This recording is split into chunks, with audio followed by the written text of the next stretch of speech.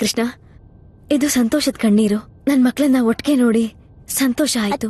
ನಾನು ವಯಸ್ಸಲ್ಲಿ ಚಿಕ್ಕವನು, ಆದ್ರೆ ಸುಖ ಮತ್ತೆ ದುಃಖದ ಕಣ್ಣೀರಿನ ಭೇದ ನನ್ ಗೊತ್ತಿದೆ. ನಂಗೆ ಹೇಳಿ ಅತ್ತೆ, ಏನ್ ವಿಷಯ? ಕೃಷ್ಣ,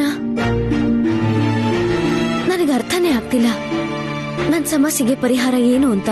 ಆದ್ರೆ ಅತ್ತೆ, ಅದೇನ್ ಸಮಸ್ಯೆ ಹೇಳಿ ಅತ್ತೆ, ಯಾರಿಗ್ ಗೊತ್ತು ನನ್ಗೇನಾದ್ರೂ ಪರಿಹಾರ ಸಿಗ್ಬೋದು. ಕೃಷ್ಣ, ನನಗೆ ನನ್ ಮಕ್ಕಳ ಜೀವನದ ಬಗ್ಗೆ ಚಿಂತೆ ಆಗ್ತಾ ಇದೆ.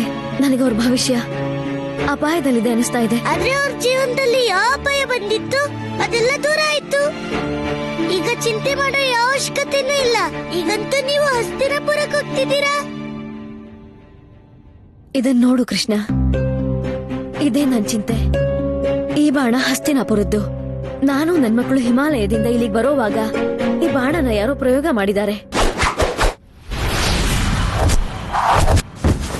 ಕೃಷ್ಣ, ಹಸ್ತಿನಾಪುರದಲ್ಲಿ ಯಾರೋ ಇದ್ದಾರೆ. ಅವರು ನನ್ನ 5 ಮಕ್ಕಳನ್ನು ಕೊಲ್ಲಕ್ ನೋಡ್ತಾ ಇದ್ದಾರೆ. ಸಂಕಟ ಇನ್ನೂ ಮುಗ್ದಿಲ್ಲ, ಮುಂದೆ ಇನ್ನೂ ಬೇಕಾದಷ್ಟಿದೆ. ಸಮಸ್ಯೆ ಅಂತೂ ನಿಜವಾಗ್ಲೂ ದೊಡ್ಡದೇ ಅತ್ತೆ. ಆದ್ರೆ ಅತ್ತೆ, ಹೀಗೂ ಇರ್ಬೋದು. ನಿಮ್ಮ ಶತ್ರು ರಾಜ್ಯದವರು ಹಸ್ತಿನಾಪುರದ ಈ ಬಾಣನ ಹೇಗಾದ್ರೂ ಪಡ್ಕೊಂಡಿರ್ಬೋದು. ಮತ್ತೆ ಅವರೇ ನಿಮ್ಮೆಲ್ಲರ ಮೇಲೆ ಆಕ್ರಮಣ ಮಾಡಿಸಿರ್ಬೋದು.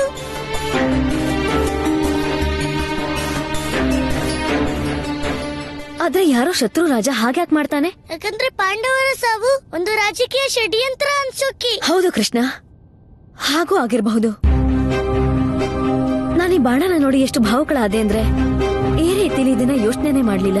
ಇದರ ಅರ್ಥ ಏನಂದ್ರೆ ಅತ್ತೆ, ನೀವು ಹಸ್ತಿನಾಪುರಕ್ಕೆ ಹೋಗೋಕೆ ಯಾವ ತೊಂದ್ರೆನೂ ಇಲ್ಲ. ಇಲ್ಲ ಕೃಷ್ಣ, ಯಾರೋ ಶತ್ರು ಹಸ್ತಿನಾಪುರದಿಂದ ಬಾಣ ಪಡ್ಕೊಂಡಿದ್ದಾರೆ ಅಂದ್ರೆ ಅದೇ ರಾಜ್ಯದಲ್ಲಿ ಅವ್ರಿಗೆ ಮಿತ್ರನೂ ಇರಬಹುದು. ಅದಕ್ಕೆ ಅವರು ಸರಳವಾಗಿ ನಮ್ಮನ್ನ ಹಸ್ತಿನಾಪುರಕ್ಕೆ ಪ್ರವೇಶ ಮಾಡಕ್ಕೆ ಬಿಡೋದಿಲ್ಲ. ಅದ್ರ ಚಿಂತೆ ನೀವು ಮಾಡ್ಬೇಡಿ ಅತ್ತೆ. ಅಣ್ಣ ಜೊತೆಗೆ ಬರ್ತಾನೆ ಪಾಂಡವರನ್ನ ಹಸ್ತಿನಾಪುರಕ್ಕೆ ಬಿಡೋಕೆ. ಕೃಷ್ಣ, ನಿನ್ ವಯಸ್ಸಿನಲ್ಲಿ ಚಿಕ್ಕವನಾದ್ರೂ ಜೀವನ ಅರ್ಥ ಮಾಡ್ಕೊಳ್ಳೋ ನಿನ್ ದೃಷ್ಟಿ ಅಂತೂ ಬಹಳ ದೊಡ್ಡದು. ನನ್ಗೆ ವಚನ ಕೊಡಿ ಅತ್ತೆ, ನೀವು ಯಾವತ್ತೂ ನಿಮ್ಮ ಮಕ್ಕಳ ವಿಷಯದಲ್ಲಿ ಚಿಂತೆ ಮಾಡೋಲ್ಲ ಅಂತ. ಕೃಷ್ಣ, ನಾನು ತಾಯಿ, ಈ ವಚನ ಕೊಡೋಕಂತೂ ಸಾಧ್ಯ ಇಲ್ಲ. ಆದ್ರೆ ನನ್ ಮಕ್ಕಳಿಗೆ ನಾನು ಅದೆಷ್ಟೇ ದೊಡ್ಡ ಅಪಾಯ ಬಂದ್ರೂ ಅದನ್ನ ಎದುರಿಸೋದನ್ನ ಹೇಳ್ಕೊಡ್ತೀನಿ ಅಂತ ವಚನ ಕೊಡ್ತೀನಿ. ಜಗತ್ತಿನ ಯಾವ ಸವಾಲನ್ನು ಎದುರಿಸುವಷ್ಟು ನನ್ನ 5 ಜನ ಮಕ್ಕಳು ಶಕ್ತಿಶಾಲಿಗಳಾಗ್ಬೇಕು. ಕೃಷ್ಣ, ನಾವು ಪ್ರಾತಃ ಕಾಲದಲ್ಲಿ ಹಸ್ತಿನಾಪುರದ ಕಡೆ ಹೊರಡ್ತಾ ಇದ್ದೀವಿ. ನನ್ನ ಆತ್ಮವನ್ನು ಸುರಕ್ಷಿತವಾಗಿಡಬೇಕು. ಭಗವಂತ, ಈ ಆತ್ಮನ ಸುರಕ್ಷಿತ ಹೇಗ್ ಮಾಡೋದು? ಈ ವಿಷಯ ನನಗೆ ಅರ್ಥನೇ ಆಗ್ಲಿಲ್ಲ. ಅದು ನಿನಗೆ ಅರ್ಥವಾಗಿದ್ದರೆ ನೀನೀಗ ಪ್ರೇತವಾಗಿರುತ್ತಿರಲಿಲ್ಲ ಭದ್ರಾಕ್ಷ. ಆದರೆ ನನಗೆ ತಿಳಿದಿದೆ ನಾನೇನು ಮಾಡಬೇಕೆಂದು. ನನ್ನ ಆತ್ಮವನ್ನು ಹೇಗೆ ಸುರಕ್ಷಿತವಾಗಿಡುವೆನೆಂದರೆ ಆ ವಂಚಕನಿಗೂ ಏನೂ ತಿಳಿಯುವುದಿಲ್ಲ. ನನ್ನ ಆತ್ಮ ಎಲ್ಲಿದೆ ಎಂದು.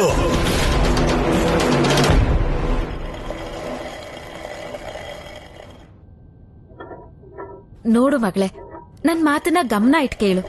ಇವತ್ತಿಂದ ನಿಂಗೆ ಪಾಕಶಾಲಾ ಶಿಕ್ಷಣ ಆರಂಭ ಆಗತ್ತೆ. ನಾನ್ ನಿನ್ಗೆ ಎಲ್ಲಾ ತರದ ಅಡ್ಗೆಗಳನ್ನು ಹೇಳ್ಕೊಡ್ತೀನಿ. ಯಾಕಂದ್ರೆ ಒಬ್ಬ ಕನ್ಯೆಗೆ ಇದೆಲ್ಲದನ್ನು ತಿಳ್ಕೊಳ್ಳೋದು ಅವಶ್ಯಕ ಆಗತ್ತೆ. ಬಾ. ಆದ್ರೆ ಅಮ್ಮ, ನನ್ಗೆ ಅಡ್ಗೆ ಕೆಲ್ಸ ಕಲಿಯೋ ಅಗತ್ಯ ಏನಿದೆ? ಇಷ್ಟೆಲ್ಲ ಗೋಪಿಯರಿದಾರಲ್ಲ ನಮ್ಮ ಮನೇಲಿ ಅಡ್ಗೆ ಮಾಡೋದಿಕ್ಕೆ.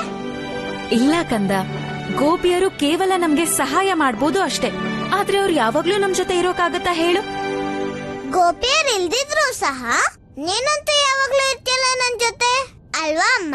ರಾಧೆ, ಯಾರೇ ಇರ್ಲಿ ಬಿಡ್ಲಿ, ಆದ್ರೆ ಪ್ರತಿಯೊಬ್ಬ ಸ್ತ್ರೀಯ ಧರ್ಮ ಏನಂತಂದ್ರೆ ಅವಳು ಎಲ್ಲಾ ಗೃಹ ಕಾರ್ಯನೂ ಕಲ್ತಿರ್ಬೇಕು. ಅದಕ್ಕೆ ಅವಳನ್ನ ಗೃಹಲಕ್ಷ್ಮಿ ಅನ್ನೋದು. ಗೃಹಲಕ್ಷ್ಮಿ? ಹಾ ಮಗಳೇ, ಸ್ತ್ರೀಯಿಂದಾನೇ ಮನೆ ಗೃಹ ಆಗಿರೋದು. ಈಗ ಜಗತ್ತಿನಲ್ಲಿ ಹೇಗೆ ದೇವಿಯ ಅನೇಕ ರೂಪಗಳಿದೆಯೋ ಅದೇ ರೀತಿ ಮನೆಯಲ್ಲೂ ಸ್ತ್ರೀಗೆ ಅನೇಕ ರೂಪ ಇರುತ್ತೆ. ಮತ್ತೆ ಆ ರೂಪಗಳಲ್ಲಿ ಮೊದಲನೇ ರೂಪ ಅಂತಂದ್ರೆ ದೇವಿ ಅನ್ನಪೂರ್ಣೆದು. ದೇವಿ ಅನ್ನಪೂರ್ಣೆ? ಒಬ್ಳು ಸ್ತ್ರೀ ದೇವಿ ಅನ್ನಪೂರ್ಣೆ ಆಗಿರ್ತಾಳಮ್ಮ? ಆದ್ರೆ ಹೇಗೆ ಅಮ್ಮ? ಕಂದ, ಅನ್ನಪೂರ್ಣೆಯ ಅರ್ಥ ಅಂತಂದ್ರೆ ಅನ್ನದ ದೇವಿ. ಮತ್ತೆ ಸ್ತ್ರೀನೇ ಮನೇನ ಅನ್ನದಿಂದ ಪೂರ್ಣಗೊಳಿಸೋದು.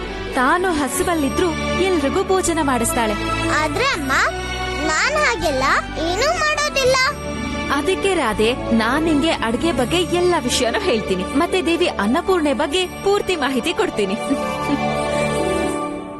ಪ್ರಳಯಾಚಲ ವಂಶ ಪಾವನಕರಿ ವೈಕುಂಠ ಪುರಾಧೀಶ್ವರಿ ಭಿಕ್ಷಾಂ ದೇಹಿ ಕೃಪಾ ಅವಲಂಬನಕರಿ ಮಾತೆ ಅನ್ನಪೂರ್ಣೇಶ್ವರಿ.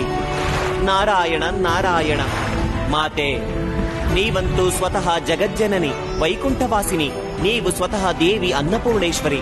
ಆದರೂ ನಿಮಗೆ ದೇವಿ ಅನ್ನಪೂರ್ಣೆಯ ಜ್ಞಾನದ ಅವಶ್ಯಕತೆ ಏನಿದೆ ಮಾತೆ? ದೇವರ್ಷಿ, ಜ್ಞಾನದ ಅವಶ್ಯಕತೆ ಯಾರಿಗಿರಲಿ ಅಥವಾ ಬಿಡಲಿ, ಆದರೆ ಪ್ರೇಮದ ಅವಶ್ಯಕತೆ ಎಲ್ಲರಿಗೂ ಇರುತ್ತದೆ. ಮಾತೆ, ಕೀರ್ತಿಯ ಮೂಲಕ ರಾಧೆಗೆ ದೊರೆತ ಈ ಪಾಠ ಒಂದು ಅಮೂಲ್ಯ ಪ್ರೇಮವಾಗಿ ಜೀವನ ಪೂರ್ತಿ ಅವಳ ಜೊತೆ ಇರಲಿದೆ. ಸತ್ಯ ಹೇಳಿದೆ ದೇವಿ ನೀನು. ಈ ಜಗತ್ತಿನಲ್ಲಿ ಮಾತೆ ತನ್ನ ಪುತ್ರಿಗೆ ಪ್ರೇಮ, ವಾತ್ಸಲ್ಯ ಮತ್ತು ಮನೆಯನ್ನು ನಡೆಸಲು ನೀಡುವ ಜ್ಞಾನವೇ ಸಂಪೂರ್ಣ ರೂಪದಲ್ಲಿ ಅವಳ ಪುತ್ರಿಯ ಜೊತೆ ಇರುತ್ತದೆ. ಆದ್ದರಿಂದ ಹೇಳುವರು, ಮಾತೆಯ ನೆರಳು ಸದಾಕಾಲ ಅವಳ ಪುತ್ರಿಯ ಹಿಂದಿರುತ್ತದೆ ಎಂದು. ನಾರಾಯಣ ನಾರಾಯಣ. ಸತ್ಯವಚನ ಪ್ರಭು, ಸತ್ಯವಚನ. ಮಾತೆ, ನಿಮಗೆ ಕೋಟಿ ಕೋಟಿ ಪ್ರಣಾಮಗಳು.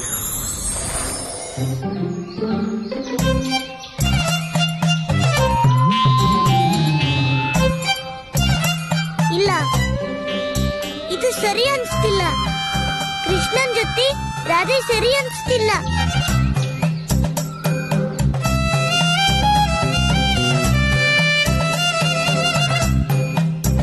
ಇಲ್ಲ, ಇದು ಚೆನ್ನಾಗಿಲ್ಲ. ರಾಧೆ ಏನೋ ಸರಿನೇ, ಆದ್ರೆ ರಾಧೆ ಮತ್ತೆ ಕೃಷ್ಣನ್ ಜೋಡಿನೇ ಸರಿ ಅನ್ಸ್ತಿಲ್ಲ.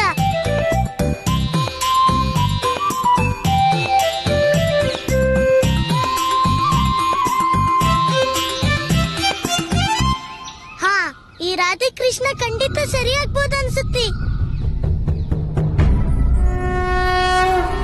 ರಾಧೆ ಕೃಷ್ಣ, ರಾಧೆ ಕೃಷ್ಣ. ಹೇ ಪ್ರಭು, ಮಾತೆ, ಇಂದು ಪರಮಾವತಾರಿಯೇ ಸ್ವಯಂ ರಾಧೆ ಕೃಷ್ಣರ ಹೆಸರನ್ನು ಈ ಜಗತ್ತಿನಲ್ಲಿ ಸ್ಥಾಪಿಸುತ್ತಿದ್ದಾನೆ. ಇದೇ ನಾಮವು ಮುಂದೆ ಜಗತ್ತಿನಲ್ಲಿ ಪ್ರೇಮದ ಸ್ಥಾಪನೆ ಮಾಡಲಿದೆ. ಈ ಜಗತ್ತಿಗೆ ಮಾರ್ಗ ತೋರಲಿದೆ. ನಾರಾಯಣ ನಾರಾಯಣ. ನೀವು ಸತ್ಯ ಹೇಳಿದಿರಿ ದೇವರ್ಷಿ. ರಾಧೆ ಮತ್ತು ಕೃಷ್ಣನೇ ಆ ಶಬ್ದ. ಅದರಲ್ಲಿ ನನ್ನ ಪ್ರಭು ಮತ್ತು ನನ್ನ ಪೂರ್ಣ ರೂಪದ ಆವಾಸವಿದೆ. ರಾಧೆ ಕೃಷ್ಣರಲ್ಲಿ ಪ್ರೇಮವಿದೆ, ಭಕ್ತಿ ಇದೆ, ದುಃಖವಿದೆ, ತ್ಯಾಗವಿದೆ ಮತ್ತು ಆನಂದವೂ ಇದೆ. ಈ ಶಬ್ದದಲ್ಲೇ ಸಂಪೂರ್ಣ ರಸಗಳು, ರಂಗುಗಳು ಮತ್ತು ಸಂಬಂಧಗಳ ಸಮಾವೇಶವಿದೆ.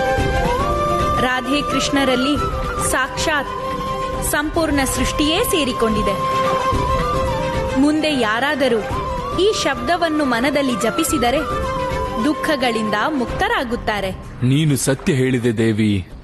ಈ ಸಮಯ ರಾಧೆ ಕೃಷ್ಣರ ಕುರಿತು ಕೃಷ್ಣನ ಮನದಲ್ಲಿರುವ ಭಾವನೆ ಅದು ಬೇರೆಯದೇ ಆಗಿದೆ. ಏಕೆಂದರೆ ಈಗವನು ಕೃಷ್ಣನಲ್ಲ, ಅವನು ಬಾಲಕೃಷ್ಣ. ಮತ್ತು ಈ ಸಮಯ ರಾಧೆ ಕೃಷ್ಣನ ಕುರಿತು ಕೃಷ್ಣ ಏನು ಯೋಚಿಸುತ್ತಿದ್ದಾನೆ? ಅದನ್ನೀಗ ಕೃಷ್ಣನೇ ಹೇಳಬೇಕು ದೇವಿ, ಅವನ ಮನದಲ್ಲಿರುವ ಭಾವನೆಯನ್ನು. ನಾರಾಯಣ ನಾರಾಯಣ. ರಾಧೆ ಕೃಷ್ಣ, ರಾಧೆ ಕೃಷ್ಣ. ಈಗ ರಾಧೆ ಕೃಷ್ಣ ಚೆನ್ನಾಗಿದೆ ಅನ್ಸ್ತಿದೆ, ಆದ್ರೆ ಕೃಷ್ಣ ರಾಧೆ ಯಾಕೆ ಚೆನ್ನಾಗ್ ಅನ್ಸ್ತಿಲ್ಲ?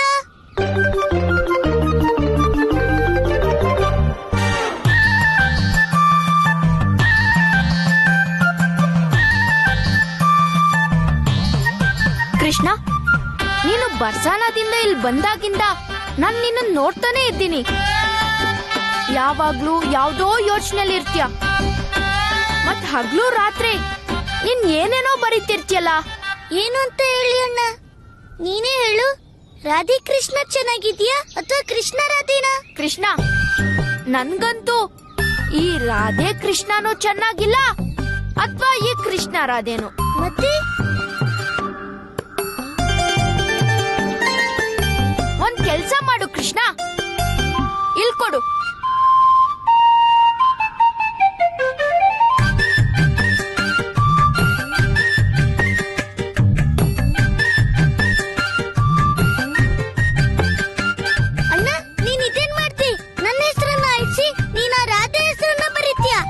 ಅಯ್ಯೋ ಕೃಷ್ಣ, ನೀನೇ ಹೇಳ್ತಿರ್ತೀಯಲ್ಲ ರಾಧೇನೆ ಕೃಷ್ಣನು ಮತ್ತೆ ಕೃಷ್ಣನೇ ರಾಧೇನು ಅಂತ.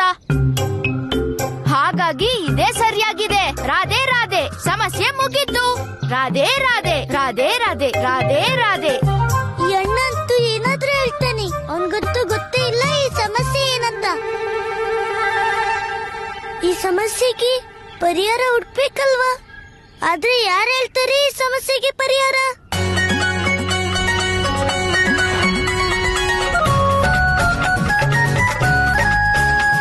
ರಾಧಿ, ನಮ್ಗೆ ಹಠಮಾರಿ ಹತ್ರ ಹೋಗೋಕೆ ಇಷ್ಟನೇ ಇಲ್ಲ. ಆದ್ರೆ ಈಗ ಕೇವಲ ಅವಳೇ ಈ ಸಮಸ್ಯೆಗೆ ಉತ್ತರ ಹೇಳೋಕಾಗೋದು. ರಾಧೆ ಪುಟ್ಟಿ, ಈಗ ನಿಂಗೆ ಅರ್ಥ ಆಗಿದೆ ಅಲ್ವಾ ಪ್ರತಿಯೊಬ್ಬ ಸ್ತ್ರೀನೂ ದೇವಿ ಅನ್ನಪೂರ್ಣೆಯ ರೂಪ ಆಗಿರ್ತಾಳೆ ಅಂತ? ಹಾಮ, ನನ್ಗೆಲ್ಲ ಅರ್ಥ ಆಯ್ತು. ಒಮ್ಮೆ ನನ್ಗೆ ಆ ಗೊಲ್ಲ ಸಿಕ್ಕಿದ್ರೆ ಅವನ್ಗೂ ಅರ್ಥ ಮಾಡಿಸ್ತೀನಿ. ಮಗಳೇ, ಸ್ತ್ರೀ ಅನ್ನಪೂರ್ಣೆ ಆಗಿರ್ತಾಳೆ. ಅದಕ್ಕೆ ಅವಳು ಎಲ್ರನ್ನೂ ಪಾಲನೆ ಮಾಡೋದ್ರಲ್ಲಿ ಸಮರ್ಥಳಾಗಿರ್ತಾಳೆ. ಆದ್ರೆ ಅಲ್ಲಿಂದಾನೇ ಒಬ್ಬ ಸ್ತ್ರೀಯ ಜವಾಬ್ದಾರಿನೂ ಹೆಚ್ಚಾಗತ್ತೆ. ಅವಳು ಒಳ್ಳೇದನ್ನ ಮತ್ತೆ ಕೆಟ್ಟದನ್ನ ಗುರುತಿಸ್ಬೇಕಾಗತ್ತೆ. ಮತ್ತಷ್ಟೇ ಅಲ್ಲ, ನಮ್ಮವರ ಒಳ್ಳೆತನಗಳನ್ನ ತಿಳ್ಕೊಂಡು ಅದನ್ನ ಬೆಳೆಸ್ಬೇಕು ಮತ್ತೆ ಕೆಟ್ಟತನನ ದೂರ ಮಾಡ್ಬೇಕು. ಇದು ಒಬ್ಬ ಸ್ತ್ರೀ ಜೀವನದ ಮಹತ್ವಪೂರ್ಣ ಕೆಲಸ. ಮಗಳೇ, ನಿಮ್ಮ ಅಮ್ಮನ್ನ ಯಾಕೆ ಹೀಗ್ ನೋಡ್ತಿದ್ಯಾ ನೀನು? ನನ್ಗಂತೂ ಗೊತ್ತಿಲ್ಲ ಅಮ್ಮ. ನನಗನ್ನಿಸ್ತಾ ಇದೆ ನನ್ ಜೀವನದಲ್ಲಿ ಇಷ್ಟು ದೊಡ್ಡ ಜ್ಞಾನ ಸಿಕ್ಕುತ್ತೆ ಅಂತ ಗೊತ್ತೇ ಇರ್ಲಿಲ್ಲ. ಮತ್ತೆ ನನ್ಗನ್ಸತ್ತೆ ಇದನ್ನೆಲ್ಲ ನನ್ ಹೃದಯದಲ್ಲಿ ಇಟ್ಕೋಬೇಕು ಅಂತ.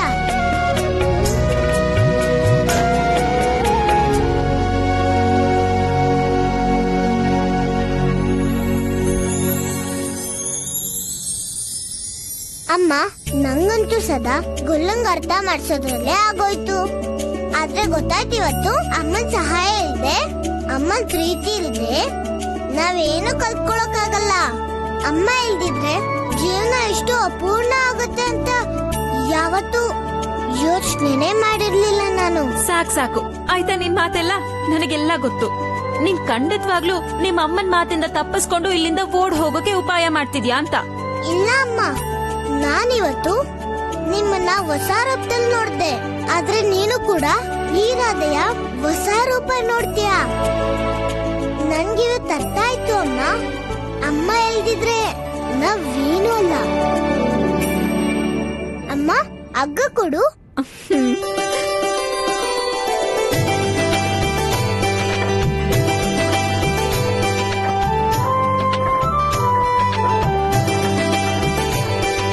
ನಾನ್ ಅಡ್ಗೆ ಮಾಡೋದನ್ನೆಲ್ಲ ಬೇಗ ಕಲ್ತ್ಕೋತೀನಿ ಅಮ್ಮ.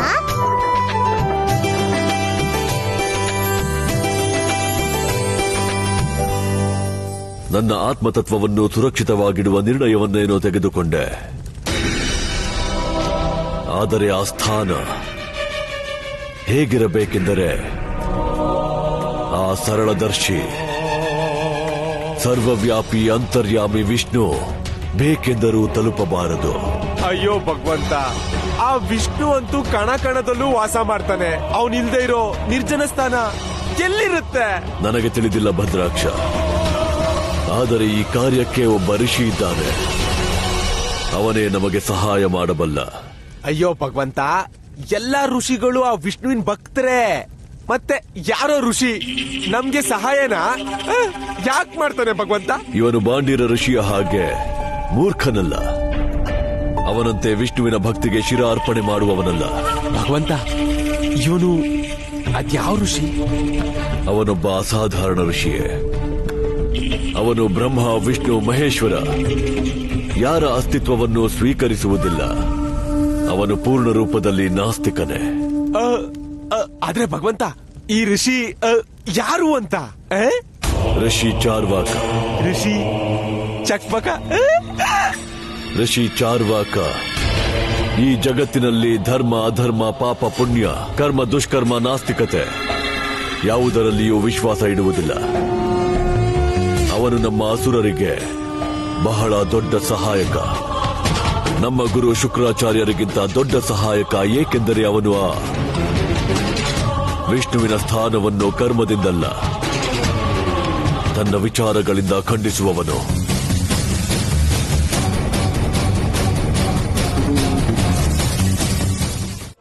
ಆ ವಿಷ್ಣುವಿನ ಶಕ್ತಿಯನ್ನು ನನ್ನ ಭಯ ಅತ್ಯಾಚಾರದಿಂದ ಸಮಾಪ್ತ ಮಾಡಲಾಗಲಿಲ್ಲ. ಋಷಿ ಚಾರ್ವಾಕ ಕೇವಲ ತಮ್ಮ ತರ್ಕಗಳಿಂದ ಅವನನ್ನು ಖಂಡಗೊಳಿಸುತ್ತಾರೆ. ಪ್ರತ್ಯಕ್ಷಂ ಕಿಂ ಪ್ರಮಾಣಂ. ಕಾಣಿಸೋದಕ್ಕೆ ಪ್ರಮಾಣದ ಅವಶ್ಯಕತೆ ಏಕೆ? ಯಾವುದು ಕಣ್ಣಿಗೆ ಕಾಣಲಾರದೋ ಅದನ್ನು ಹುಡುಕುವ ಅವಶ್ಯಕತೆ ಇದೆಯಾ? ಆದರೆ ಋಷಿವರ್ಯ, ಶಾಸ್ತ್ರದಲ್ಲಿ ತಿಳಿಸಿದ್ದಾರೆ ದೇವರನ್ನ ಪಡ್ಕೊಳ್ಳೋದೇ ನಮ್ಮೆಲ್ಲರ ಜೀವನದ ಪರಮಗುರಿ ಅಂತ. ಯಾರು ದೇವರನ್ನ ಪಡೆದರೋ ಆತನಿಗೆ ಈ ಶಾಸ್ತ್ರ ಬರೆಯೋ ಅವಶ್ಯಕತೆ ಏನಿತ್ತು? ಈ ಶಾಸ್ತ್ರಗಳು ನಮ್ಮ ದಾರಿ ತಪ್ಪಿಸ್ತವೆ. ಅದರಿಂದ ನಾವು ಜೀವನ ಸುಖವನ್ನ ತ್ಯಜಿಸಿ ಎಂಥ ದುಃಖವನ್ನ ಯೋಚಿಸ್ತೀವಂದ್ರೆ ನಿಜವಾದದ್ದು ಇರುವುದೇ ಇಲ್ಲ. ಋಷಿವರ್ಯ, ಈ ಪುರುಷಾರ್ಥ ಏನು? ಶಾಸ್ತ್ರದಲ್ಲಿ ಧರ್ಮ, ಅರ್ಥ, ಕಾಮ, ಮೋಕ್ಷ ಈ 4 ಪುರುಷಾರ್ಥ ತಿಳಿಸಿದ್ದಾರೆ. ಆದರೆ ನಾನು ಹೇಳೋದು ಈ ಅರ್ಥ ಮತ್ತು ಕಾಮವೇ ಪರಮ ಪುರುಷಾರ್ಥ.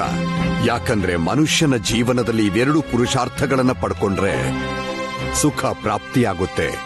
ಋಷಿ ಚಾರ್ವಕ, ನಾವು ಜೀವನದಲ್ಲಿ ದೇವರ ಭಕ್ತಿನೇ ಮಾಡದೇ ಇದ್ರೆ ಜೀವನದಲ್ಲಿ ಸುಖ ಹೇಗ್ ಸಿಗುತ್ತೆ? ಜೀವನ ಇದೊಂದೇ ಮತ್ತು ಅದನ್ನೇ ನೀನು ಬದುಕ್ತಾ ಇದ್ದಿ. ನಿನಗೆ ಈ ಮೊದಲಿನ ನಿನ್ನ ಜನ್ಮದ ಸ್ಮರಣೆ ಇದೆಯಾ? ಅಥವಾ ಇಲ್ಲಿ ಬಂದಂತ ಯಾರಿಗಾದರೂ ನಿಮ್ಮ ಪುನರ್ಜನ್ಮದ ನೆನಪಿದೆಯಾ? ಇದ್ರೆ ಅವರು ನನ್ನ ಸಮ್ಮುಖ ಬನ್ನಿ. ಮತ್ತು ಇನ್ನು ನಿಮಗೆ ಸ್ವರ್ಗ, ಮೋಕ್ಷ, ಪುನರ್ಜನ್ಮ ಮತ್ತು ದೇವರ ಮೇಲೆ ವಿಶ್ವಾಸವಿದ್ರೆ ಅವರು ನನ್ನ ಒಂದೇ ಪ್ರಶ್ನೆಗೆ ಉತ್ತರಿಸಿ. ನಿಮ್ಮ ಸಚ್ಚಿದಾನಂದ ನಾರಾಯಣ, ಅವನನ್ನು ನೀವು ಪರಮಾನಂದದ ಸ್ವರೂಪ ಎನ್ನುತ್ತೀರಿ. ಆತ ತನ್ನ ಆಶೀರ್ವಾದದಿಂದ ಸಂಪೂರ್ಣ ಜಗತ್ತನ್ನೇ ಸುಖಮಯ ಮಾಡಬಹುದು. ಅವನ ಈ ಸೃಷ್ಟಿಯಲ್ಲಿ ಇಷ್ಟೊಂದು ದುಃಖ, ಇಷ್ಟೊಂದು ಕಷ್ಟ, ಇಷ್ಟೊಂದು ಕ್ಲೇಶ ಯಾಕಿದೆ? ನಿಮ್ ಮಾತು ಸತ್ಯ ಋಷಿವರ್ಯ.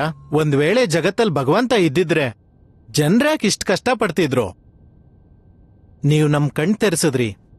ಋಷಿ ಚಾರ್ವಾಕರಿಗೆ ಜೈ! ಋಷಿ ಚಾರ್ವಾಕರಿಗೆ ಜೈ! ಯಾವಜ್ಜೀವಿತಂ ಸುಖಂ ಜೀವಿತ ಪ್ರಣಂ ಕೃತ್ವ ಘೃತಂ ಪಿಬೇತ. ಮುಂದಿನ ಜನ್ಮದ ಲೋಭಕ್ಕೆ ನಿಮ್ಮ ಈ ಜನ್ಮನ ವ್ಯರ್ಥ ಮಾಡಬೇಡಿ. ಏನೇ ಸುಖ ಬೇಕಿದ್ರೂ ಈ ಜೀವನದಲ್ಲೇ ಭೋಗಿಸಿ. ನಿಮ್ಮ ನಾರಾಯಣ ನಿಮಗೆ ಯಾವ ಸುಖವನ್ನೂ ನೀಡಲಾರ. ಅದಕ್ಕಾಗಿ ಅವನಿಗೆ ತುಪ್ಪದ ಆಹುತಿಯನ್ನು ನಿಲ್ಲಿಸಿರಿ. ಒಮ್ಮೆ ಸುಖಿ ಜೀವನ ಬೇಕಿದ್ರೆ ಸಾಲ ಮಾಡಿ ತುಪ್ಪ ತಿನ್ನಿ. ಭಗವಂತ, ಈ ವಿಷಯ ಅರ್ಥ ಆಗ್ತಾ ಇರೋದೆ ಈ ಋಷಿ ಚಾರ್ವಾಕ ನಮ್ಗೆ ಸಹಾಯನ ಮಾಡ್ತಾರೆ, ಖಂಡಿತ ಮಾಡ್ತಾರೆ. ಆದ್ರೆ ಒಂದ್ ವಿಷಯ ಅರ್ಥ ಆಗದೆ ಇರೋದಂದ್ರೆ ಈ ಚಾರ್ವಾಕ ಋಷಿ ಆ ವಿಷ್ಣುವಿಗೆ ಅಷ್ಟು ದೊಡ್ಡ ವೈರಿ ಯಾಕೆ? ಋಷಿ ಚಾರ್ವಾಕನನ್ನು ನಮ್ಮ ಅಸುರರನ್ನು ನಾಶ ಮಾಡುವುದಕ್ಕೆ ನೇಮಿಸಲಾಗಿತ್ತು. ದೇವತೆಗಳು ಅವರ ಬಳಿ ಅಸುರರಿಗಾಗಿ ದರ್ಶನ ನೀಡಲು ತಿಳಿಸಿದರು. ಆದ್ದರಿಂದ ನಾವು ಅಸುರರು ಸ್ವತಃ ಸಮಾಪ್ತವಾಗಬೇಕು. ನಮ್ಮ ಅಸುರರ ಮೇಲೆ ಇಷ್ಟೊಂದು ದೊಡ್ಡ ಮೋಸನ? ಆದರೆ ಋಷಿ ಚಾರ್ವಾಕರಿಗೆ ಈ ಮೋಸದ ವಿಷಯದ ಅರಿವಾಯಿತು. ಅವರಿಗೆ ತಿಳಿದಿತ್ತು ಅಸುರರಿಗಿಂತ ಹೆಚ್ಚಾಗಿ ಈ ಜಗತ್ತಿನಲ್ಲಿ ಅವರಿಗೆ ಆಪತ್ತು ದೇವತೆಗಳಿಂದ ಎಂದು. ಮತ್ತು ಅಂದಿನಿಂದ ಅವರು ಆ ವಂಚಕ ವಿಷ್ಣುವಿನ ವಿರೋಧಿಯಾದರು. ಸರಿ ಭಗವಂತ, ತಡ ಯಾಕೆ ಮಾಡೋದು? ಆದೇಶ ಮಾಡಿ ಈಗಲೇ ಹಿಡ್ಕೊಂಡ್ ಬರಲಾ ಋಷಿ ಚಾರ್ವಾಕನ್ನ? ಅದರ ಅವಶ್ಯಕತೆ ಬರುವುದಿಲ್ಲ. ನಾನು ನನ್ನ ರಾಜದೂತರನ್ನು ಕಳುಹಿಸಿದ್ದೇನೆ, ಇನ್ನೇನು ಬರುತ್ತಾರೆ. ಯಾವಜ್ಜೀವಿತಂ ಸುಖಂ ಜೀವಿತಂ ಪ್ರಣಂ ಕೃತ್ವಾ ಘೃತಂ ಪಿಬೇತ.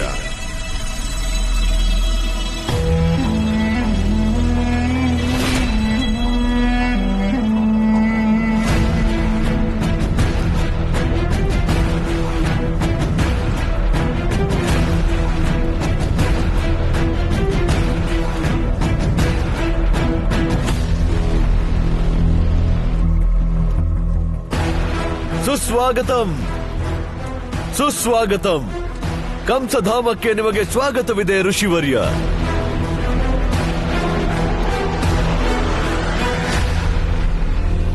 ಸುಖವೇ ಜೀವನ.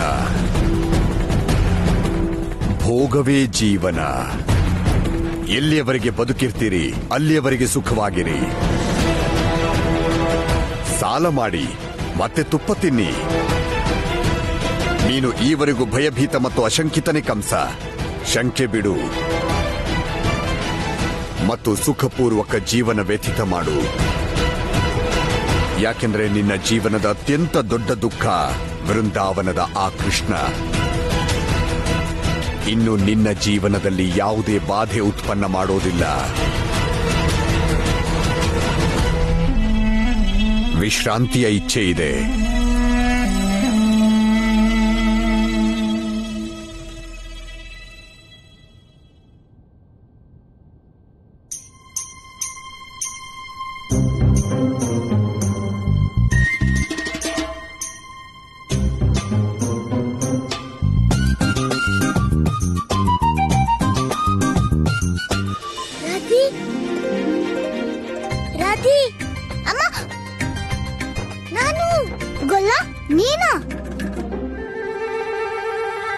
ಗೊಲ್ಲ, ಇಷ್ಟು ರಾತ್ರಿಲಿ ನೀನೆಲ್ಲ ಏನ್ ಮಾಡ್ತಿದ್ಯಾ?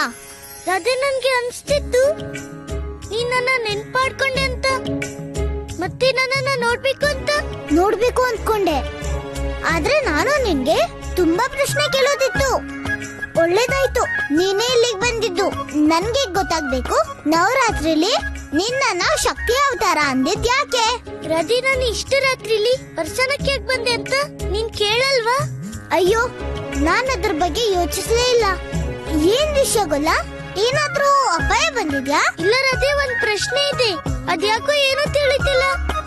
ಮತ್ತೆ ಅದನ್ನ ಕೇವಲ ನೀನೇ ತಿಳಿಸ್ಬೋದು ರಾಜಿ. ಗೊಲ್ಲ, ಪೂರ್ತಿ ಜಗತ್ತಿನ ಒಗಟನ್ನ ನೀನ್ ಬಿಡಿಸ್ತೀಯಾ? ಆದ್ರೆ ಇದ್ಯಾ ಒಗಟಿದೆ, ಇದನ್ ಬಿಡಿಸೋದಕ್ಕೆ ನೀನ್ ನನ್ನ ಹತ್ರ ಬರ್ಬೇಕಾಯ್ತಾ? ಯಾಕಂದ್ರೆ ಈ ಒಗಟಿಗೆ ಕಾರಣ ನೀನೇನೆ. ಆದ್ರೆ ಅದ್ ಹೇಗೆ ಗೊಲ್ಲ? ರಾಧೆ, ಈಗ ಹೇಳು, ರಾಧೆ ಕೃಷ್ಣನ ಇಲ್ಲ ಕೃಷ್ಣ ರಾಧಿನ? ಗೊಲ್ಲ, ಈಗ ನಾನ್ ನಿನ್ಗೆ ಹೇಗ್ ಅರ್ಥ ಮಾಡಿಸ್ಲಿ? ಗೊಲ್ಲ ರಾಧೆಗೆ ಸೇರ್ದವನು ಆಗ್ಬೋದು, ಆದ್ರೆ ಈಗ ರಾಧೆ ಗೊಲ್ಲಂಗಲ್ಲ, ಬದ್ಲಿಗೆ ಕೃಷ್ಣಂಗ್ ಸೇರ್ದವಳು. ರಾಧೆ, ನನ್ಗೇನು ಗೊತ್ತಾಗ್ಲಿಲ್ಲ. ನೀನು ಮತ್ತೆ ಕೃಷ್ಣ ಒಂದೇ ಅಲ್ಲ, ಯಾಕಂದ್ರೆ ನೀನು ಬೆಣ್ಣೆ ಕದ್ದಿದ್ಯಾ, ಮತ್ತೆ ನಿನ್ ಲಾಭಕ್ಕೋಸ್ಕರ ಅಸತ್ಯ ನೋಡಿದ್ಯಾ. ಆದ್ರೆ ನನ್ ಕೃಷ್ಣ ಸತ್ಯನೇ ಹೇಳ್ತಾನೆ. ಅವನ್ ಯಾರೊಬ್ಬ ವ್ಯಕ್ತಿಗೂ ಅಲ್ಲ, ಬದ್ಲಿಗೆ ಎಲ್ಲರ ಹಿತೈಷಿನೂ ನಾನು ಕೃಷ್ಣನ ರಾಧೆ, ಗೊಲ್ಲಂಗಲ್ಲ. ಇದೇನು ದೇವಿ, ಯಾವ ರಾಧೆ ಕೃಷ್ಣನ ಬಾಲಲೀಲೆಗಳನ್ನು ಅರಿಯದೇ ಇದ್ದಳೋ ಅವಳಿಂದು ಗೊಲ್ಲ ಮತ್ತು ಕೃಷ್ಣನ ಮಧ್ಯದ ಅಂತರವನ್ನು ಇಷ್ಟು ಸ್ಪಷ್ಟವಾಗಿ ಅವಳು ಹೇಗೆ ಅರಿತಿದ್ದಾಳೆ? ಪ್ರಭು, ಇದು ದೇವಿ ಕೀರ್ತಿಯ ಜ್ಞಾನದ ಪ್ರಭಾವ. ಒಂದು ಮಗುವಿಗೆ ಅದರ ಅತಿ ದೊಡ್ಡ ಗುರು ಅದರ ಮಾತೆಯಾಗಿರುತ್ತಾಳೆ. ಜಗತ್ತು ಮಗುವಿಗೆ ಜ್ಞಾನವನ್ನು ನೀಡಬಹುದು, ಆದರೆ ಅದರ ಅಂತರ್ದೃಷ್ಟಿಯ ಜ್ಞಾನ ತನ್ನ ಮಾತೆಯಿಂದಲೇ ಪ್ರಾಪ್ತವಾಗುವುದು. ನನಗೆ ಅರ್ಥವಾಯಿತು ದೇವಿ. ರಾಧೆಯಲ್ಲಾದ ಈ ಪರಿವರ್ತನೆಯನ್ನು ನೋಡಿದಾಗ ನನಗೆ ಪೂರ್ಣ ವಿಶ್ವಾಸ ಮೂಡುತ್ತಿದೆ. ರಾಧೆ ಮಾತ್ರ ಈ ಗೊಲ್ಲನನ್ನು ಕೃಷ್ಣನಾಗಿಸಬಹುದು. ನಿಮಗೇನೋ ಅರಿವಾಯಿತು ಪ್ರಭು, ಆದರೆ ಅವಶ್ಯವಿರುವುದು ಕೃಷ್ಣನಿಗೆ ಈ ಜ್ಞಾನ ದೊರೆಯಿತೋ ಅಥವಾ ಇಲ್ಲವೋ? ರಾಧಿ, ನೀನಂತೂ ನನ್ನ ಒಗ್ಗಟ್ಟನ್ನ ಇನ್ನೂ ಕಷ್ಟ ಮಾಡ್ತಿ.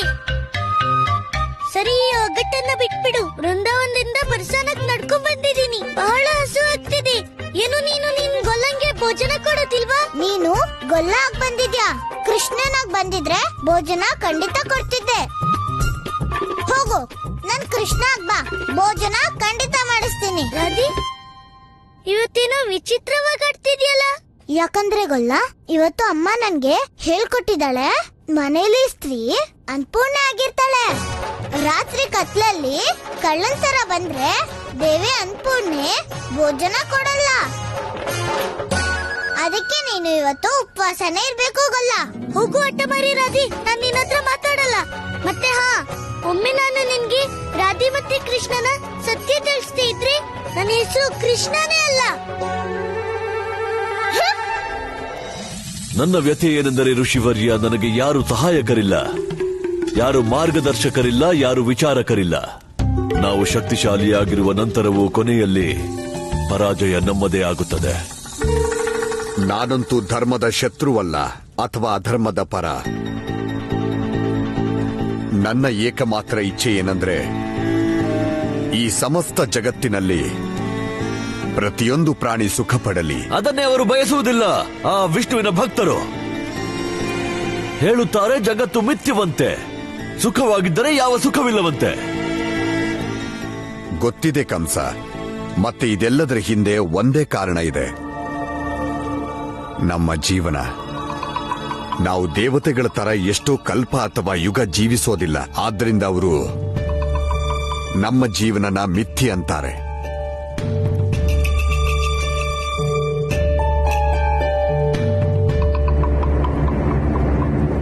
ಮತ್ತು ಒಮ್ಮೆ ನಾವಿದನ್ನು ಸಿದ್ಧಪಡಿಸಿದರೆ ನಾವು ಅಸುರರ ಜೀವನ ಕ್ಷಣಭಂಗುರವಲ್ಲವೆಂದು, ಆ ದೇವಿ ದೇವತೆಗಳ ಸಮಾನ, ನಾವು ಅಜರಾಮರವಾದರೆ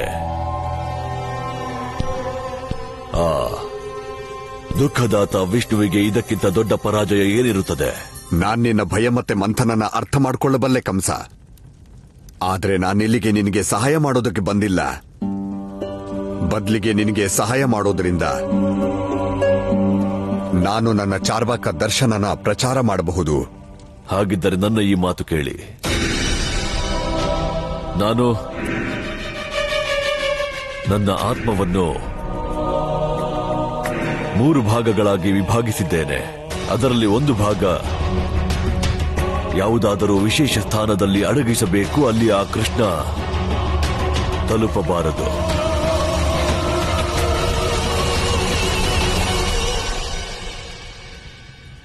ಇದರ ಉತ್ತರ ಅತ್ಯಂತ ಸರಳ ಕಂಸ. ನೀನು ನಿನ್ನ ಆತ್ಮದ ಒಂದು ಭಾಗನ ಎಲ್ಲಡಗಿಸ್ತೀಯೋ ಅಲ್ಲಿ ನಿನಗೆ ಅತ್ಯಧಿಕ ಭಯ ಇರಬೇಕು. ಅರ್ಥಾತ್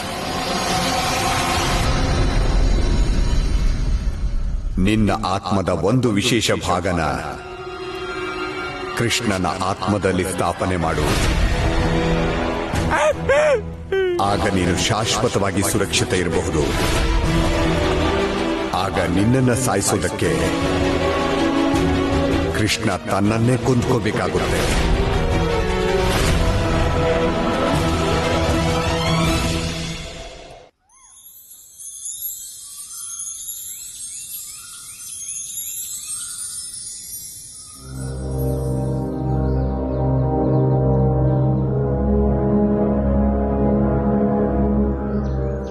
ರಾಧೆಗೆ ಸೇರ್ದವನು ಆಗ್ಬಹುದು, ಆದ್ರೆ ಈಗ ರಾಧೆ ಗೊಲ್ಲಂಗಲ್ಲ, ಬದ್ಲಿಗೆ ಕೃಷ್ಣಂಗ್ ಸೇರ್ದವಳು. ಇವತ್ತು ಬೆಳ್ಗೆ ಬೆಳ್ಗೆನೆ ಈ ಹೊಳೆಯೋ ನಕ್ಷತ್ರ ಎಲ್ಲಿಂದ ಬಂದಿದೆ? ಸರಿಯಾಗಿ ಹೇಳ್ದೆ ನೀನು. ಈ ನಮ್ ಮನ್ಸಿನ ತಾರೆ ಅಂತೂ ರಾತ್ರಿ ಬೆಣ್ಣೆ ಕದಿಯೋವಾಗ ಕಾಣಿಸೋದ್ ನಿಜ. ಇವತ್ ಮೊದಲನೇ ಸಲ ಬೆಳಿಗ್ಗೆನೆ ಕಾಣ್ತಿರೋದು. ಕೃಷ್ಣ ಕೃಷ್ಣ ಕೃಷ್ಣ ಕೃಷ್ಣ ಏನಾಯ್ತು? ನೀನು ನಿನ್ ಕವಣೆನ ಎಲ್ಲಿಟ್ಟಿದ್ಯಾ? ತುಂಬಾ ದಿನದಿಂದ ಮಡ್ಕೆನೂ ಓಡಿಲಿಲ್ಲ. ಯಾವ ಗೊಲ್ಲ ನಮ್ಗ್ ಹೇಳ್ದೇನೆ ನಮ್ ಮಡ್ಕೆನೆಲ್ಲ ಹೊಡಿತಿದ್ನೋ, ನಮ್ ಕರುಗಳನ್ನ ಬಿಚ್ತಿದ್ನೋ. ಇವತ್ ಅದೇ ತುಂಟ ನಾವಿಷ್ಟೆಲ್ಲ ಮಾತಾಡ್ತಿದ್ರು ಸುಮ್ನಿದಾನೆ. ಕೃಷ್ಣ ನಮ್ಮೇಲ್ ಕೋಪ ಮಾಡ್ಕೊಂಡಿದಾನ? ಸರಿ, ನಾವು ಈ ಕಳ್ಳನ್ ಗೋಪಿಯರೇ. ಒಮ್ಮೆ ಇವ್ನೇ ನಮ್ಮೇಲ್ ಕೋಪ ಮಾಡ್ಕೊಂಡಿದ್ರೆ ನಾವು ಅವನನ್ನ ಸಮಾಧಾನ ಮಾಡ್ತೀವಿ. ಏನಂತೀರಾ? ಖಂಡಿತ. ಅಯ್ಯೋ ಕೃಷ್ಣ, ನೀನ್ ಯಾಕೆ ಮಾತಾಡ್ತಿಲ್ಲ? ಏನಾಯ್ತು? ಸರಿ ಬಿಡು, ನಮ್ ಮನೇಲಿ ಬೆಣ್ಣೆ ಕದಿಯೋದನ್ನ ಯಾಕೆ ಬಿಟ್ಬಿಟ್ಟೆ ನೀನು? ಕೃಷ್ಣ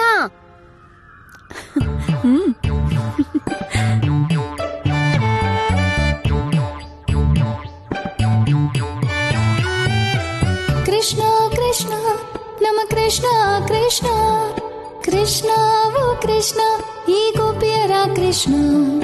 ಕೃಷ್ಣ ಕೃಷ್ಣ ನಮ ಕೃಷ್ಣ ಕೃಷ್ಣ ಕೃಷ್ಣ ಓ ಕೃಷ್ಣ ಈ ಗೋಪಿಯರ ಕೃಷ್ಣ. ತುಂಟತನವನೇ ಮರೆಯುವುದೇನೋ, ಬೆಣ್ಣೆ ಮೊಸರು ಕದಿಯುವುದಿಲ್ಲೇನೋ. ತುಂಟತನವನೇ ಮರೆಯುವುದೇನೋ, ಬೆಣ್ಣೆ ಮೊಸರು ಕದಿಯೋದಿಲ್ಲೇನೋ. ಮುದ್ದು ಮುದ್ದು ಮಾತಲ್ಲಿ ಸೆಳೆಯೋನೆ ಮೌನದಲ್ಲಿ ಇರುವ ಕಾರಣವೇನು? ಹೀಗೆ ಕೋಪಿಸಿ ಹೋಗದಿರುವೋ ಕೃಷ್ಣ, ಕೇಳೋ ನೀನಮ್ಮ ಮಾತನು. ಕೃಷ್ಣ ಕೃಷ್ಣ ಓ ಕೃಷ್ಣ ಈ ಗೋಪಿಯರ ಕೃಷ್ಣ.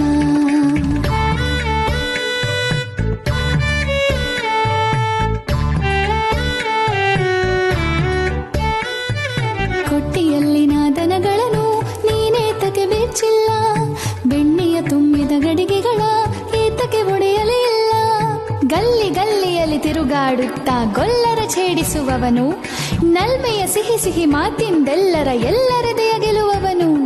ಗಲ್ಲಿ ಗಲ್ಲಿಯಲ್ಲಿ ತಿರುಗಾಡುತ್ತಾ ಗೊಲ್ಲರ ಛೇಡಿಸುವವನು, ನಲ್ಮೆಯ ಸಿಹಿ ಸಿಹಿ ಮಾತಿಂದೆಲ್ಲರ ಎಲ್ಲರದೆಯ ಗೆಲ್ಲುವವನು. ಹಿಂದೇತಕ್ಕೆ ಮಾತಾಡದೇ ಇರುವೆ ಹೇಳೋ ಕೃಷ್ಣ, ಹೀಗೆ ಕೋಪಿಸಿ ಹೋಗದಿರುವೋ ಕೃಷ್ಣ. ಕೇಳೋ ನೀನೆಮ್ಮ ಮಾತನು ಕೃಷ್ಣ ಕೃಷ್ಣ ನಮ್ಮ ಕೃಷ್ಣ ಕೃಷ್ಣ ಕೃಷ್ಣ ಓ ಕೃಷ್ಣ ಈ ಗೋಪಿಯರ ಕೃಷ್ಣ. ಕೃಷ್ಣ ಕೃಷ್ಣ ನಮ್ಮ ಕೃಷ್ಣ ಕೃಷ್ಣ ಕೃಷ್ಣ ಓ ಕೃಷ್ಣ ಈ ಗೋಪಿಯರ ಕೃಷ್ಣ. ಗೋಪಿಯರಿ, ನೀವು ನನ್ಗೆ ತೊಂದರೆ ಕೊಡ್ತಿದ್ದೀರಾ? ನನ್ನ ಕಳ್ಳ ಅಂತೆಲ್ಲ ಯಾಕೆ ಕರೀತಿದ್ದೀರಾ? ಹೇ ಋಷಿ, ನೀವು ನನ್ನ ಸುರಕ್ಷತೆಗೆ ಮಾರ್ಗ ಹೇಳುತ್ತಿರುವಿರೋ ಇಲ್ಲ ನನ್ನ ಮೃತ್ಯುವಿಗೋ?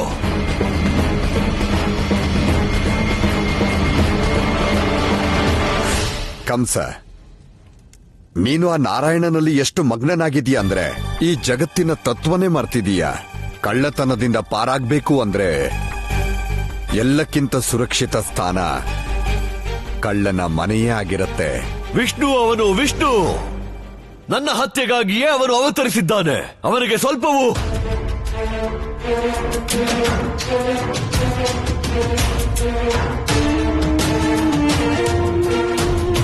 ಅವನಿಗೆ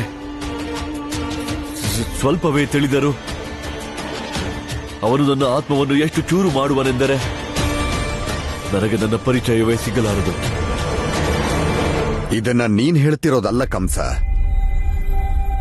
ನಿನ್ನ ಭಯ ಹೇಳ್ತಾ ಇದೆ. ಭಯ?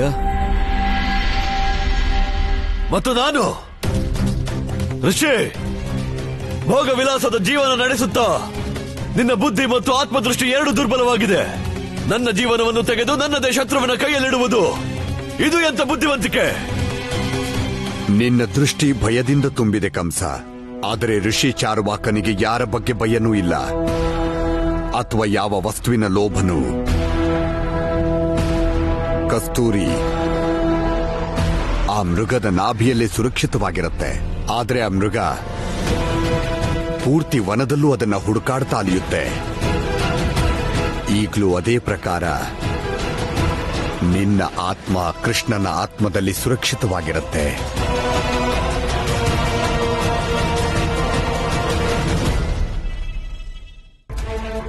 ಕಸ್ತೂರಿಯ ಉದರದಲ್ಲಿಟ್ಟು ಮೃಗ ವಲೆಯುವುದು ವನದಲ್ಲಿ.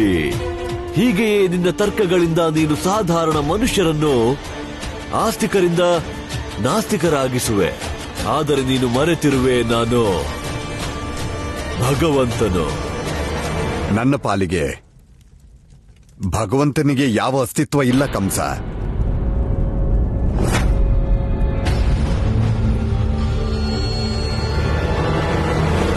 ಋಷಿ ಬಕ್ ಬಕ್ ಚಕ್ ಬಕ್ ಚಾರ್ವಾಕ. ನಾನ್ ಏನ್ ಹೇಳ್ತೀನಿ ಅಂದ್ರೆ, ಒಮ್ಮೆ ಕೃಷ್ಣನ್ಗೆ ಭಗವಂತ ಕಂಸರ ಆತ್ಮದ ಗಂಧ ಸಿಕ್ಕಿದ್ರೆ ಅವನು ಸಾಧಾರಣ ಮೃಗದ ತರ ಅಲ್ಲ, ಬದ್ಲಿಗೆ ಹುಲಿ ತರ ಓಡ್ ಬರ್ತಾನೆ. ಅರ್ಥ ಆಗ್ತಿದ್ಯಾ? ಕೃಷ್ಣ ವಿಷ್ಣುವಿನ ಅವತಾರ.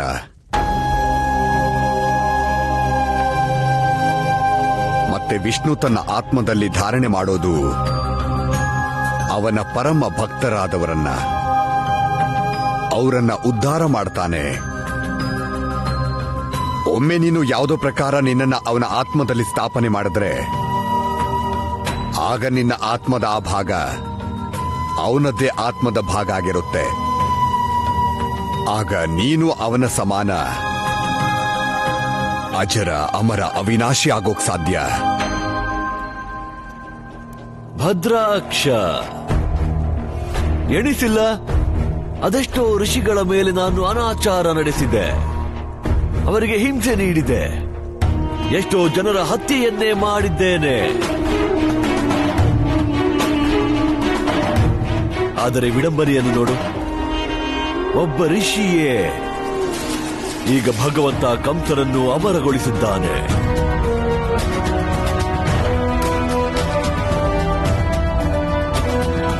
ಆದರೆ ಋಷಿವರ, ನಾವಿದನ್ನು ಮಾಡುವುದು ಹೇಗೆ? ಆ ಪರಮಾವತಾರಿ ಶ್ರೀಕೃಷ್ಣನ ಆತ್ಮದಲ್ಲಿ ನನ್ನ ಆತ್ಮದ 3ನೇ ಭಾಗ ಸ್ಥಾಪನೆ ಮಾಡುವುದು ಹೇಗೆ?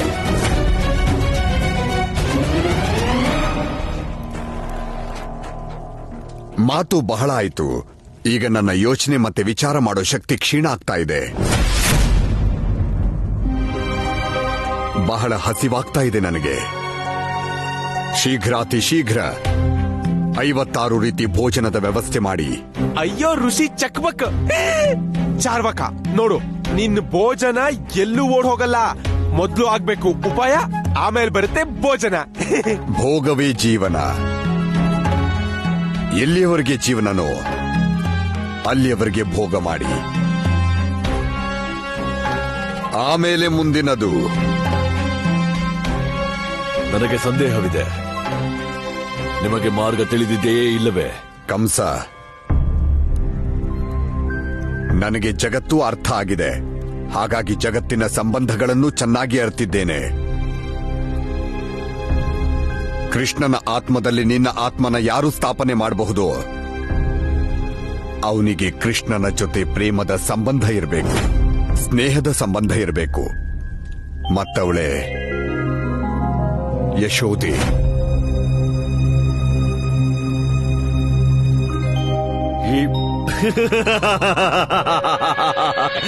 ಈಗ ಯಶೋದೆ ಹೀಗೇಕೆ ಮಾಡುತ್ತಾಳೆ? ಇದಂತೂ ಹಾಗೆ ಆಗೋಯ್ತು ಭಗವಂತ. ನೋಡಕ್ಕಂತೂ ಅಮೃತನ ಮತ್ತೆ ಮತ್ತೆ ಕುಡಿದ್ರೆ ಅದು ವಿಷ ಅನ್ಸುತ್ತೆ. ಹಾಗಾದರೆ ನೀವು ಕೃಷ್ಣನ ಮಾತಾಪಿತರನ್ನ ಬಿಟ್ಟು ಅಂತ ವ್ಯಕ್ತಿನೇ ಹುಡುಕಬೇಕು. ಅವನು ಕೃಷ್ಣನ ಸಖನೇ. ಆದರೆ ಯಾರು ಕೃಷ್ಣನ ಸಖನೋ ಅಷ್ಟೇ ನಮ್ಮ ಮಾತು ಕೇಳಬೇಕು.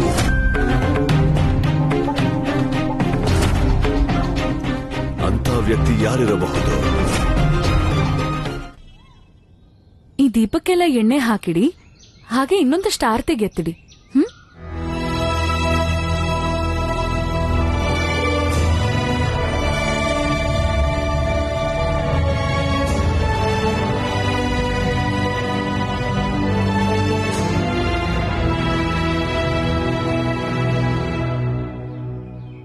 ಅಯ್ಯೋ ಬಲರಾಮ, ನೀನ್ ಇಲ್ಲಿ ಸುತ್ತಾಡ್ತಿದ್ಯಾ? ನಿನಗ್ ಗೊತ್ತಿದೆ ತಾನೆ, ಈ ಸಲ ಎಲ್ಲಾ ಹಸುಗಳ ಸಿಂಗಾರ ನೀವೇ ಮಾಡ್ಬೇಕು. ಚಿಕ್ಕಮ್ಮ, ನನ್ ಬಿಟ್ಬಿಡಿ. ಕೃಷ್ಣನ್ನೇ ಕೇಳಿ ಅವನ್ ಎಲ್ಲಿಂದ ಬರ್ತಿದ್ದಾನೆ ಅಂತ. ಅವನ್ ಹೇಳ್ತಿದ್ದಾನೆ ಇನ್ಯಾರು ಅವನ್ನ ಕೃಷ್ಣ ಅಂತ ಕರಿಬಾರ್ದು ಅಂತ. ಬೇರೆ ಹೆಸರು ಕರಿಬಾರ್ದು ಅಂದ್ರೆ? ಚಿಕ್ಕಮ್ಮ, ಈಗ ನಾನೇನ್ ಹೇಳಿ? ಅವನೇ ಮುಂದೆ ಕೂತಿದ್ದಾನೆ, ನೀವ್ ಅವನ್ನೇ ಕೇಳಿ. ಕಂದ, ಏನಾಯ್ತು ಕಂದ? ನೀನ್ ಯಾಕೆ ಬೇಜಾರಲ್ಲಿದ್ಯಾ? ನಿನಗ್ ಹಸ್ವಾಗಿದ್ಯಾ? ನಿನಗ್ ಬೆಣ್ಣೆ ತರ್ಲಾ? ಚಿಕ್ಕಮ್ಮ, ಹಾಗಲ್ಲ, ಹೀಗ್ ಕೇಳಿ. ಕಂದ, ನಾನ್ ಬೆಣ್ಣೆ ತರ್ಲಾ ಅಂತ. ನೋಡು ಅಮ್ಮ, ಅಣ್ಣ ನನ್ನ ರೇಗಿಸ್ತಿದ್ದಾನೆ. ಕಂದ, ಬಲರಾಮ ನಿನ್ನೆಲ್ ರೇಗಿಸ್ತಿದ್ದಾನೆ? ಅವನ್ ನಿನ್ನ ಕಂದ ಅನ್ನೋಕ್ ಹೇಳ್ತಿದ್ದಾನೆ.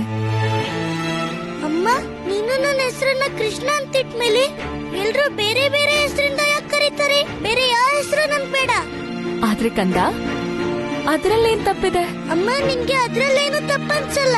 ಆದ್ರೆ ಹಠಮಾರಿ ರಾಧಿ ಏನೇನೋ ಹೇಳ್ತಾ ಇರ್ತಾಳೆ. ಅವಳು ಹೇಳ್ತಾಳೆ, ನಾನು ಬೆಣ್ಣೆ ಕಳ್ತನ ಮಾಡ್ತೀನಿ, ನಾನು ನನ್ನ ಲಾಭಕ್ಕಾಗಿ ಅಸತ್ಯ ಹೇಳ್ತೀನಿ, ಮತ್ತೆ ಬೇರೆಯವ್ರ ಕರು ಬಿಟ್ಬಿಡ್ತೀನಿ. ನನ್ಗೆ ಬೇರೆ ಯಾವ್ದು ಹೆಸರು ಬೇಡ. ಅದ್ರಿಂದ ಯಾರು ನನ್ನ ಬೇರೆ ಹೆಸರಿಂದ ಕರಿಬಾರ್ದು. ನಾನು ನಿರ್ಧಾರ ಮಾಡಿದ್ದೀನಿ, ನಾನು ಕೃಷ್ಣನೇ ಕೃಷ್ಣನೇ ಕೃಷ್ಣನೇ. ಕಂದ, ನನಗ್ ಗೊತ್ತಿಲ್ಲ ನಿನ್ ಬಗ್ಗೆ ಎಲ್ರೂ ಏನ್ ಹೇಳ್ತಾರೆ ಅಂತ, ಆದ್ರೆ ನನಗಿಷ್ಟಂತೂ ಖಂಡಿತ ಗೊತ್ತು, ನೀನೇ ನನ್ನ ಮಮತೆ. ಈ ಕಂದನೇ ನನ್ನ ಜೀವನದ ಪ್ರೇಮ, ಮತ್ತೆ ನೀನೇ ಯಶೋದೆಗೆ ಜೀವನಾನು. ಕಂದ, ನನಗಂತೂ ಗೊತ್ತಿಲ್ಲ ಕೃಷ್ಣನಿಗೆ ಯಾವ ಗುಣ ಇದೆಯೋ. ಕೃಷ್ಣನ್ಗೋಸ್ಕರ ನಾನ್ ನನ್ ಕಂದನ್ ಕಳ್ಕೊಳಕ್ಕಾಗಲ್ಲ. ಕಂದ, ನೀನು ಕೃಷ್ಣನ್ಗೋಸ್ಕರ ಅಮ್ಮನ್ನೇ ಕಳ್ಕೊಳಕ್ ಬಯಸ್ತಿದ್ಯಾ? ನನ್ಗನ್ಸತ್ತೆ ಈಗ ನಿನ್ಗೆ ನಿಮ್ಮ ಅಮ್ಮನ್ ಬೆಣ್ಣೆ ಇಷ್ಟ ಇಲ್ಲ. ಈಗ ನೀನ್ ದೊಡ್ಡವನಾಗಿದ್ಯಾ ಅಲ್ವಾ? ಈಗ ನಿನಗೆ ನಿಮ್ಮ ಅಮ್ಮನ ಅವಶ್ಯಕತೆನೂ ಇಲ್ಲ. ಸರಿ ಬಿಡು, ನಿನ್ನ ಆಸೆ ಇದೆ ಆದ್ರೆ ನಾನು ನಿನ್ನ ಕೃಷ್ಣ ಅಂತ ಕರೆಯೋದು, ನಾನು ನಿನ್ನ ಕೃಷ್ಣ ಅಂತಾನೆ ಕರಿತೀನಿ. ನನಗ್ ಬಹಳ ದುಃಖ ಆಗುತ್ತೆ, ಆದ್ರೂ ಕೂಡ ನಾನು ನಿನ್ನ ಕೃಷ್ಣ ಅಂತಾನೆ ಕರಿತೀನಿ. ಸಾಕ? ಅಮ್ಮ, ನಾನು ಕೃಷ್ಣ ಆಗೋದಕ್ಕೆ ನನ್ನ ಅಮ್ಮನ್ನ ಕಳ್ಕೊಳ್ಳಲ್ಲ. ನೀನ್ ಏನಾದ್ರೂ ಕರಿಯಮ್ಮ. ಅಮ್ಮ, ನನ್ನ ಕ್ಷಮಿಸ್ಬಿಡು ಅಮ್ಮ. ಆ ಹಠಮಾರಿ ರಾಧೆ ಮಾತು ಕೇಳಿ ಹಾಗ್ ಮಾಡ್ದೆ ಅಮ್ಮ. ನಿನ್ಗೇನ್ ಕಂದ, ಮತ್ತೆ ಯಾರ ಮಾತನ್ನೋ ಕೇಳ್ತೀಯ? ನಾನ್ ನಿನ್ಗೆ ಮಾತು ಕೊಡ್ತೀನಿ ಅಮ್ಮ. ನಾನು ಸದಾ ನಿನ್ನ ಪಾಲಿಗೆ ನಿನ್ ಕಂದನೇ ಆಗಿರ್ತೀನಿ.